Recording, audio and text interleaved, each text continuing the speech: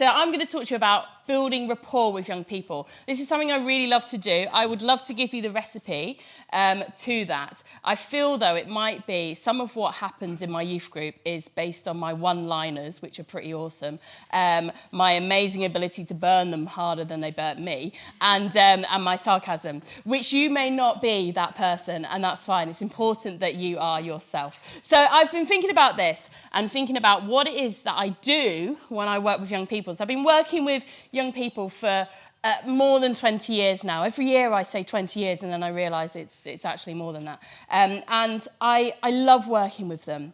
But there's 3 things that I have discovered that I deliberately do. Now I'm not going to win a Nobel Prize for these 3 things because they are things you're going to go, oh yeah, of course. But actually, they're really important. So the first one, when we have young people, so we do loads of stuff at St. James's. Last night, some of my team are here. They look a bit weary because Friday night is our outreach evening and we have mainly boys coming along and they are chaos, wonderful hurricane chaos. And last night we were talking about the evidence for Jesus. So it was even more chaotic because there was a lot of spiritual battles going on in that building. But it was fantastic. And one of the things that we have is all these lads coming in off the street, just from wherever they want to. And we've had to really work hard at these 3 things because their behaviour can be really challenging. So the first thing that I always do with young people is trust. Trust is really important. Lots of the young people that I work with, and I work in Leafy Clitheroe, our crime rate is, I'm pretty sure, made up. Because the only crime that happens, apparently, comes from Burnley. So there isn't, I know, I live in Padiham, it's fine. I live in Padiham, it's all right, I'm a Padiham person. I commute. But actually, Clitheroe is they're like the loveliest young people I've ever worked with in my career. But yet, they still struggle with issues of trusting us. But I start from a place of trusting them. So there's people at my church who get a bit funny with this because I never lock the church office, ever. I just leave it unlocked. And people are like, you haven't locked the church office. I'm like, they can take my work computer, please. It's awful.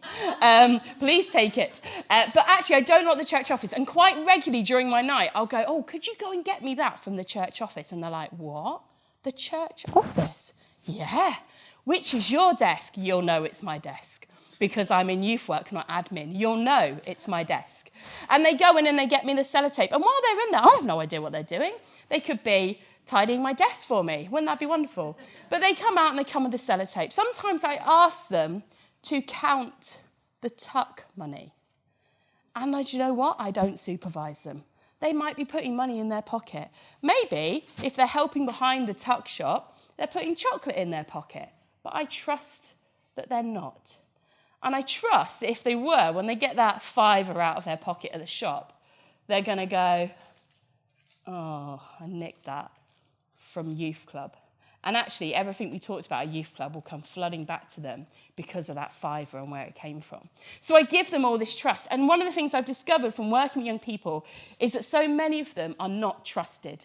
They're not trusted to do anything, particularly in the culture we live in, where so many, I'm a parent, and I don't think I'm a helicopter parent. But I don't know if you know you're a helicopter parent. Do you know what I mean? And actually, a lot of our young people, they're not trusted to do anything for themselves. They're not trusted with any sort of responsibility. And so by saying to them, I trust you, and you might let me down, but you know what? I'll trust you again and again and again.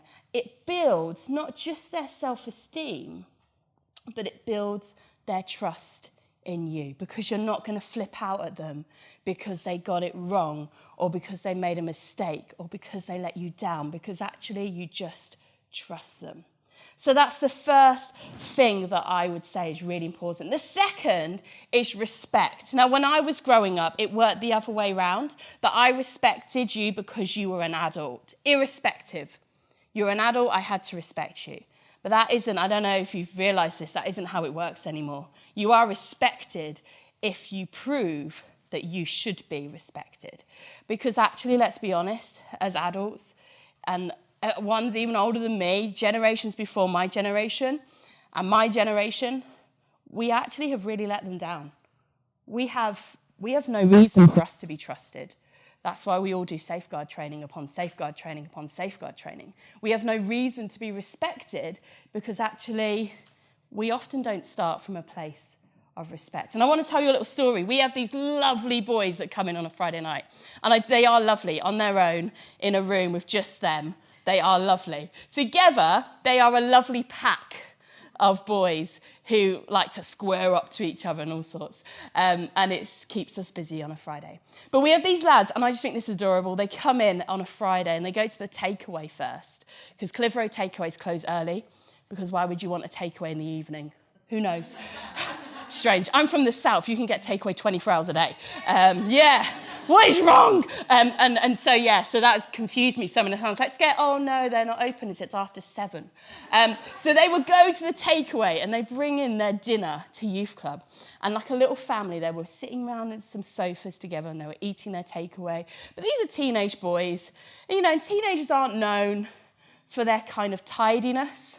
And so at the end, there was chips and there was wrappers and there was chicken and all over the floor. And it was a wonderful, beautiful mess for us to clean up.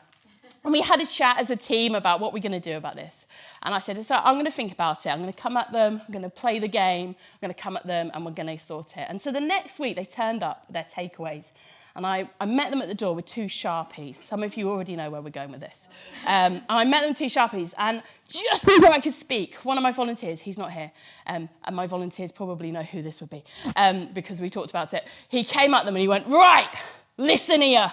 You're bringing that in here. You're not making a mess. All right, you've got to sit in one place and you're not to leave any rubbish on the floor. And they looked at me, I looked at them, I looked at him, I looked at them, and they were like, what? And I was like, I have no idea what this is about because we haven't discussed this. What is this about? So I went, off you go, look, someone needs you on the Wii. And I said, sorry about that, guys. Actually, just ignore that, please, really, seriously. Could you just write your names on all of the wrappers? Because sometimes you're not sure whose is whose, and we just want to make sure that you all get what you've paid for. You've brought your dinner in. Oh, that's fine, Lucy, yeah, we'll write our name on. Now, some of you know what happened at the end of the evening when we were collecting the wrappers, and you go, whose is that on the floor? It's not mine, I don't have that, it's not mine. But it's got your name on it. And this lad just went, well played, well played. And you know what? He realised I had given him the opportunity. I respected him to do the right thing. And yeah, he let me down, but he also, one of the things that I found is they love it if you're like one step ahead of them, if you play the game well. They love that.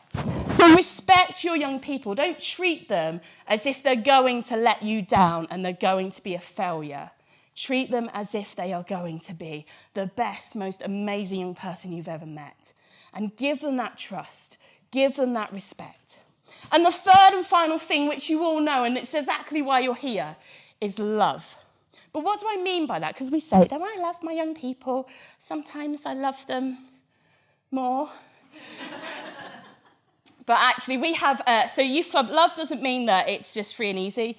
At Youth Club, we have a yellow red card system because they are nuts. We've had up to 50 boys, 8 boys last year in the building. It was like testosterone festival. And they were really, really hard work. Some of our leaders were like, at the end of the night, like, I don't know if I can do this anymore. And actually, but we love them so much. And so we do have yellow and red cards. Like last night, we were talking about the evidence for Jesus, and we were using some Youth Alpha stuff, and it was like spiritual warfare all night. And about 4 of them got red carded, some of them multiple times, because they were just like, we don't want to talk about this. We really don't want to talk about Jesus being real. He can't be real. And their behaviour was it's always the same. Whenever we talk about Jesus, like the behaviour just goes all through the roof, not in a good way. And so we had some red cards. But you know what we always do? We do go, that's a red card. You can't do that. And then we go, which is a shame, because I really was hoping to see you next week. And I'm really going to miss you, because you're not going to be here. And sometimes they'll go and they'll be like, well, what can I do to redeem myself? And you go, well, maybe you can go and pick up some rubbish. Maybe you can go and at least apologise to that person you just punched. That might be a good start. But when they come back the week they've been off. There's no now listen here. There's no, are we going to behave tonight? There's none of that. It's, oh my goodness, I'm so glad you're here. I have so missed having our conversations. Oh, the football, it's just not been the same without you. We've so missed you. I'm so glad you're back. And we welcome them in like the prodigal son. And we basically have a little party. Like we're just like, yes, they're back, and we celebrate. So if you want to build rapport with young people, you don't need to be me and have some fab one-liners. And, sometimes in my youth WhatsApp group, they just like big up my burns because they're like, oh, and I'm like, yeah. But you don't need to be that. You need to be you. You need to be legit. You need to be authentic. You need to treat them like you trust them. Give them things. Take risks. Calculated, but take risks. They might not do it as you wanted. They might get it wrong, but you just keep trusting them anyway. Respect them for who they are. Give them the choice to get it right. Give them the choice to get it wrong. And love them no matter where that goes. Be their safe space to push boundaries. Be their safe space to be who they are.